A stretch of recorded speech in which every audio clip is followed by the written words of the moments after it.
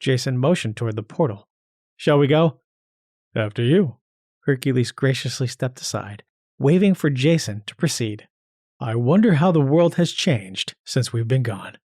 Jason wondered this as well as the two of them stepped across the barrier. Part 7. As the legends emerged on the other side of the Nexus, they stepped into an alien world.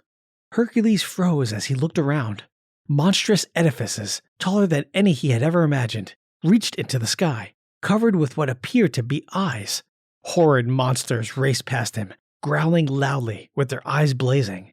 Within the body of each beast, Hercules could see the humans each had devoured, still alive and most looking quite unhappy to be so.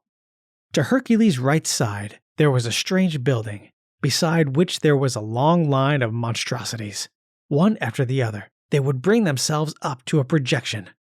The projection would open, and a human holding a bag or a tray would partially emerge, handing the objects to the monsters, or rather to the humans that the monsters had consumed.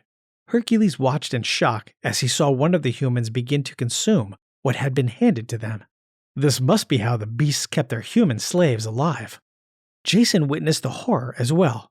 Humans dressed in strange, tight, and restricting clothing walked past him, some looking his direction as if he were the freak.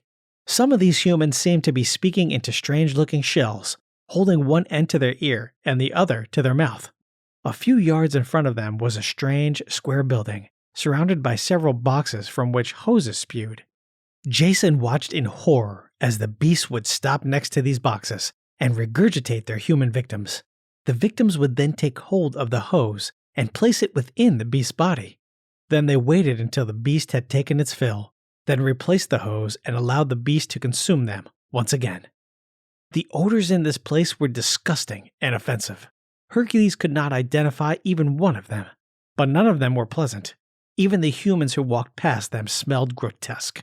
Should the odor they emitted not be as foul, they smelled as if they were trying to cover their stench with less offensive scents. However, the scents that they chose were almost as offensive as the humans themselves. This was nothing, however, compared to the stomach-churning clouds that were emitting from the beasts. As they roared back and forth, a cloud of unearthly stench followed them, polluting the air. Hercules' stomach churned. One of the humans took notice of Jason. He stopped talking into his shell and smiled, babbling something in a language that neither Jason nor Hercules understood. Jason stared back at him, mystified. The stranger's smile faded. He continued babbling, this time slower and louder. Jason shrugged, having no idea how to answer the stranger. The man uttered a final frustrated phrase before returning to his shell. Jason watched as he walked off. There was nothing he could have done. He remembered how the Romans would take those who spewed such nonsense and throw them to the lions. Distracted by the sensations, Hercules absentmindedly stepped into the path of one of the beasts. The beast screamed as it stopped directly in front of him and began to roar its challenge at him.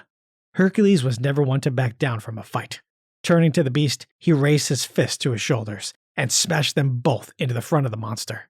To his surprise, it crumbled with ease, displaying the creature's interior. The human prisoner freed himself and ran from the scene, screaming.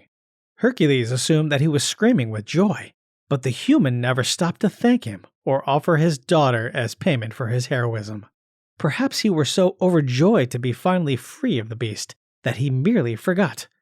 Hercules proceeded to destroy the beast's inner organs, becoming covered in the creature's foul black blood. "Hercules!"